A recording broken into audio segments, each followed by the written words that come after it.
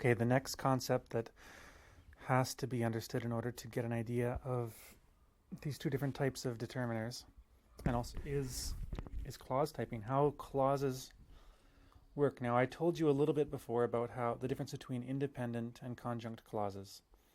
In that independent clauses are usually the first ones in a sentence, and then conjunct clauses are going to be all the ones that have something that comes before it. Be that a question word, sort of what is it that you do, who is it that you know, or be it another clause, such as anyways. But I also mentioned that there were some different sorts of situations when you were dealing with clauses beginning with a, as in eato shket. So the easiest way for me to explain this is to begin by introducing the idea of a situation. Now, think of a sentence, an independent sentence, as a sentence that introduces a new situation. So when I give you a situation, I tell you who is talking, that would be the main subject. I tell you when it's happening, the tense, and I tell you, what it's happening to, maybe, and I give you the idea of what participants are involved. Now, in Cree, this would be an independent clause. Dato shkano uta. I am working here. So, I'm the one talking, I am working, it's happening here, and it's happening in the present tense. I could say something like this. Dato shkano uta mon jardin e ustayan. I'm working here, I'm making my garden. Now, the second sentence, I put it in conjunct because it's a continuation of the first situation. So in English, we always think of a sentence in the subordinate clauses as being whichever sentences are grammatically subordinated to the first one by words like because or although or and or but. But in Michif and in Cree, a subordinate clause could simply be a clause or a sentence that is connected, or that is continuing the description of the same situation that has been introduced by the first one. Now, how does this play into determiners? Well, the determiners that I've already taught you, that I've had you do all your exercises with, they are what are called anaphoric determiners. Each one of them has what is called a referent. So when I say anima, I mean that thing, and usually I would say anima la table, that table. So I'm not just saying anima, I'm saying anima la table, because it has to be a reference. Now, if I wanted to use the word anima and say that thing there without having any sort of a thing that's referring to, then you would have no clue what I meant when I said the word that. Like if we were sitting side by side and I said, look at that, and I didn't make any gesture, or I didn't say, look at that dog, or look at that tree, you would have no idea what I was talking about. Now, in Cree and in Michif, the way in which we specify, we use one set of determiners when I am introducing something for you to look at, a new thing. For example, if we're walking along and I say, wow, look at that over there, I would probably point, say with my lips, and I would use the term, instead of saying anama, I would say aguanama or iguanama, equanama. I would say chuer, iguanama, ne te.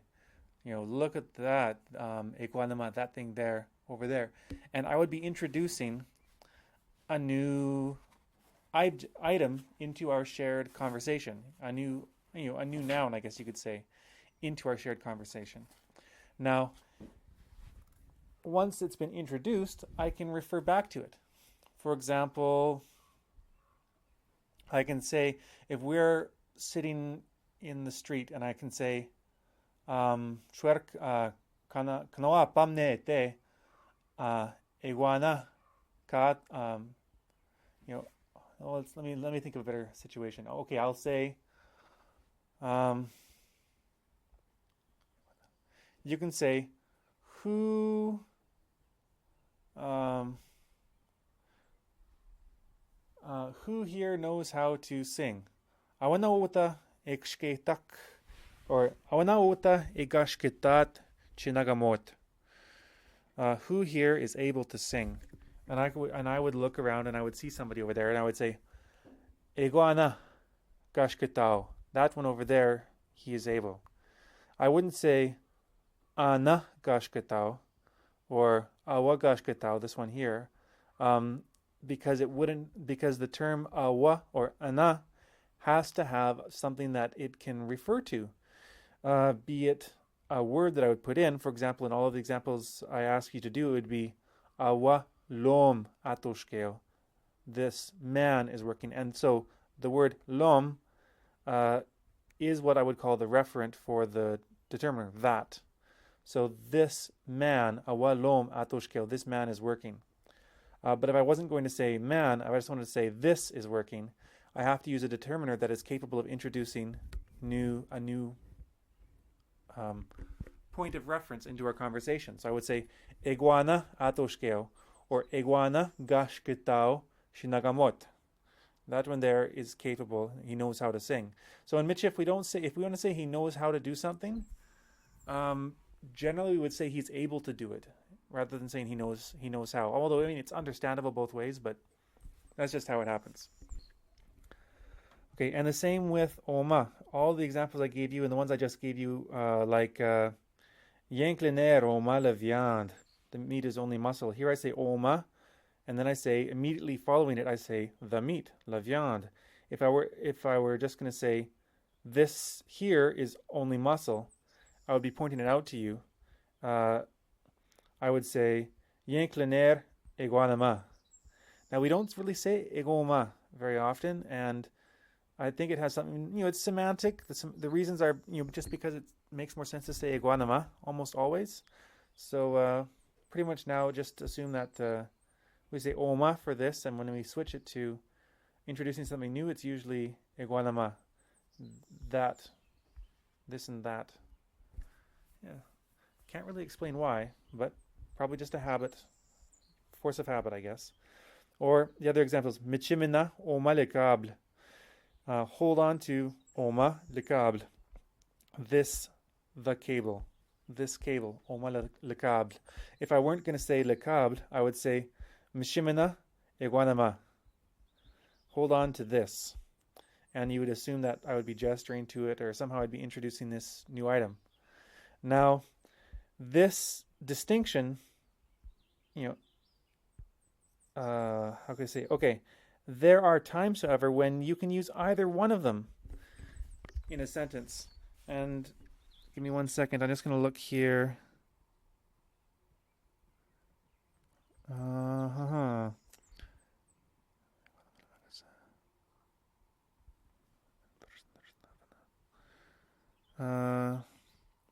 I have a couple examples in here where they were using either one. Okay, here we are. That person is knowledgeable. Here's an example from the Michif Dictionary. Mishchet, and something you should know about the Michif Dictionary is that largely it was the work of two women.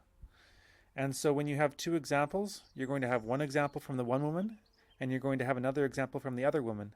One woman really liked to use a lot of Cree when she spoke, like she leaned more heavy to the Cree end of Michif, and the other one used more French. You could think of it as using two registers. One liked to speak very proper, and one liked to speak very colloquial. And think of the colloquial side as the French side.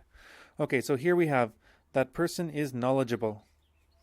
And the first person says, Mishchet kishke tam iguana la person.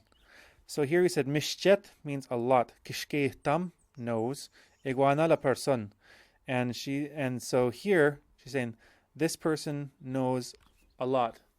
And you notice that here they use iguana instead of ana. Now the work that I was asking you to do before, you would have probably written it more like the second example, which is mishtahe kishke tam ena la person.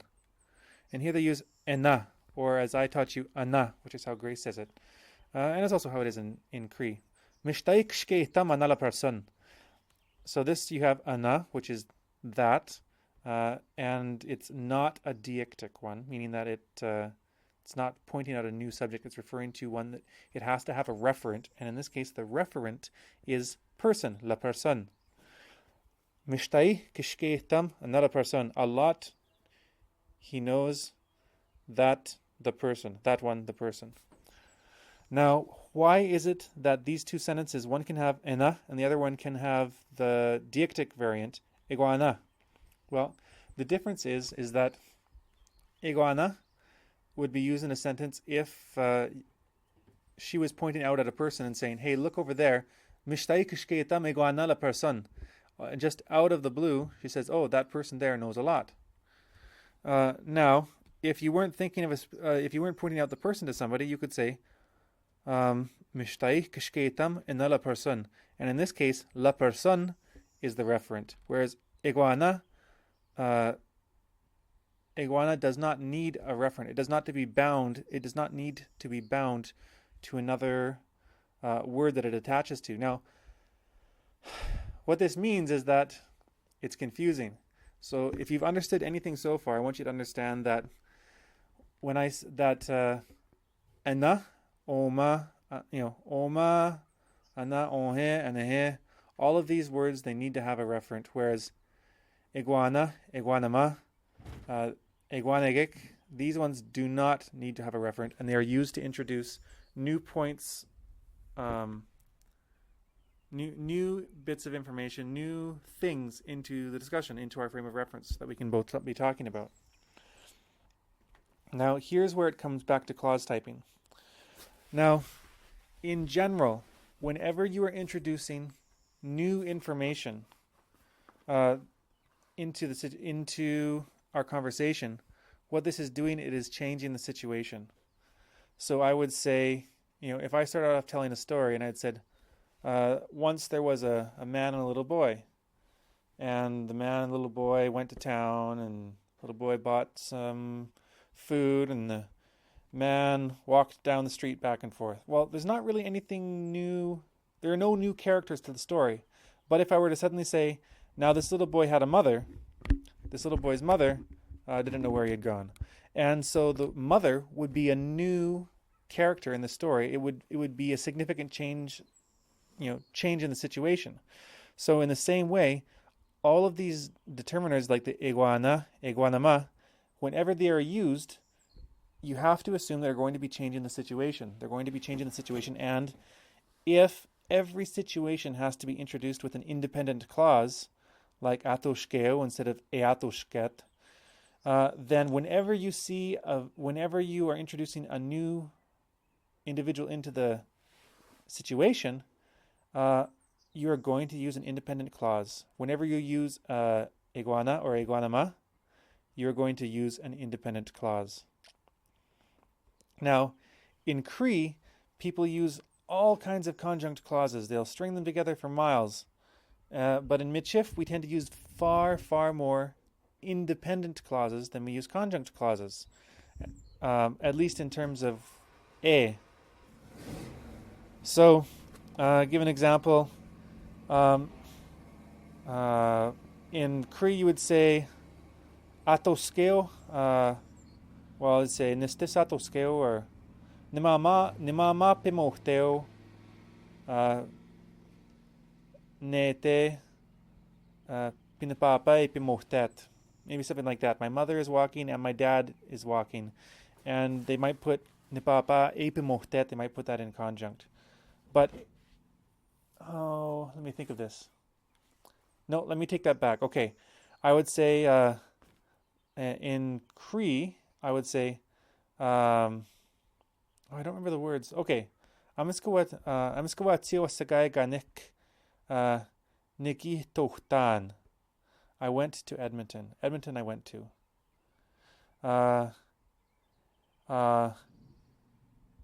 Mistahe kegwaya iataweyan or mistahe nituhtemak ewapamakik. So I went to Edmonton, and then in conjunct following that, I would say, I bought a lot of things. I saw a lot of my friends. So these two sentences following it, we use a conjunct. Whereas in Mitschif, we might not do that. I guess you can hear the mower in the background. In Mitschif, you probably would say, Edmonton geht uchtan, Mischet Lustafen giatawan, Mischep mizamin giwap mawak. You wouldn't put those two sentences in conjunct. So the question, whereas in Plains Cree you would. Where this happens, where you do start using the conjunct, however, is a very specific situation. Now remember how I talked about iguana and iguanama? They introduce new subjects. Whereas ana and anima, or oma and awa, they don't introduce new subjects. They always refer back to, or they either come with the object that they were referring to, as in omalatab or anamalatab or awalom or awalafam, or they refer to something that has already been mentioned. Now, whenever, here's the main point. Whenever you use the term anima, or whenever you want to refer to a person or an item that was introduced in a previous sentence and you're not changing the situation, you're going to use these anima or oma. Now, the easiest way for me to explain this is with examples. And I'm going to be giving a whole bunch of examples in a later lesson so you can practice this. But, okay, let's give an example.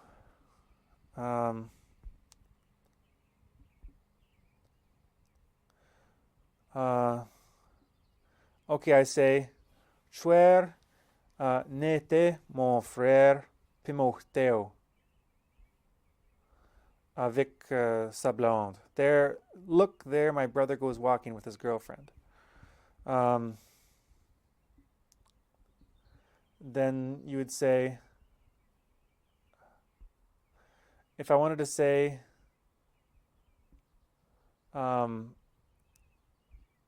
if I were then going to say, he looks good, I could say, miu nago shu mon frère. I could just say it like that. But if I wanted to use a this or that, like a determiner, I would say, instead of introducing him again, because I just introduced him, I said, there's my brother, he's walking with his girlfriend. I wanted to say, if I wanted to say, he looks like he knows how to work, I would say, tashkuch ekshke tak, tashkuch ehtatoshket Anna Enagoshit Eshinagoshit. Now Tashkuch Enatatoshket. Okay, let's change that. He looks like a boy. He looks like un bon ouvrier and travaillant. Okay, and travaillant is a worker. Tashkuch and travaillant Anna Eshinagoshit. Now, if you're not totally confused, Nagoshu, remember, means to look like something. Eishinagoshit is how he looks. Now, I'd say, okay, let's make this simple. Nete mon frère atoshkeo. There my brother is working. Or iguana atoshkeo. That one there is working. I am introducing the sentence. Or mon frère atoshkeo nete. And I'm pointing him out. Next sentence, I say, Tashkuch and travaillant Anna Eshinagoshit. Now, I use Anna even though my brother is not mentioned in this sentence. I still use the word Anna or Awa. And what it means is that in this sentence that I've made, Anna is referring back to iguana or mon frère from the previous clause. It's referring to a subject from a previous clause or from a different clause. And what we call this is a cross-clausal referent. And when I am referring to something that's in a previous clause, again, I don't use iguana or iguanama. I use ana or oma or anima. And here's the important thing: I cannot use an independent verb conjugation. When I'm, if the subject of this little sentence is going to, is referring out to a different. Okay, if the determiner in the clause is referring to a part of the situation that was introduced in a previous clause and it's referring to it like ana or oma, then I cannot make it independent. It has to be conjunct. So let me think of some more examples here. Oh.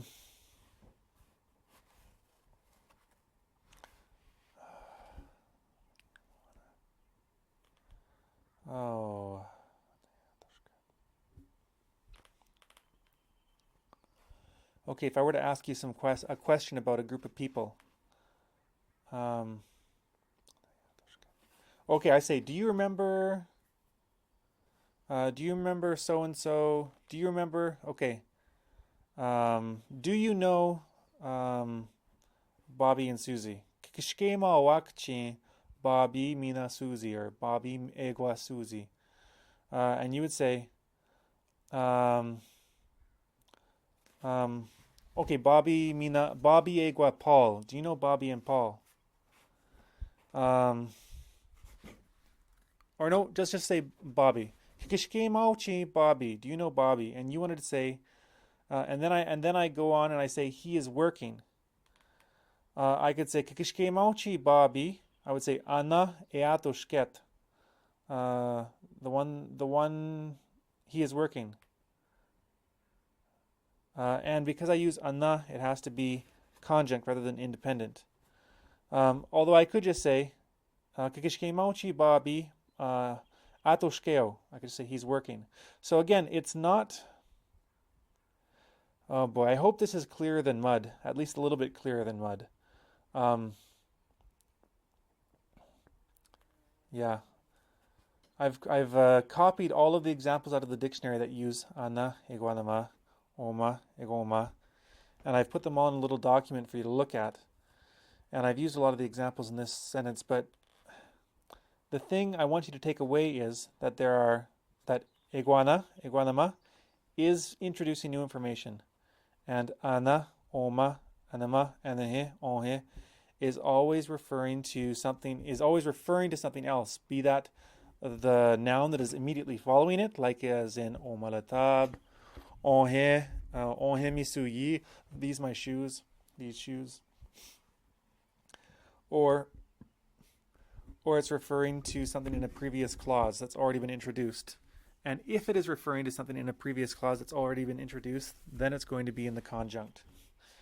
And this is the clearest explanation I can give. I think you're probably going to have to listen to what I've said here a couple times, and then you'll probably still have all kinds of questions, and I think when you ask me the questions, I'll be able to clarify it better. So I'll stop right there.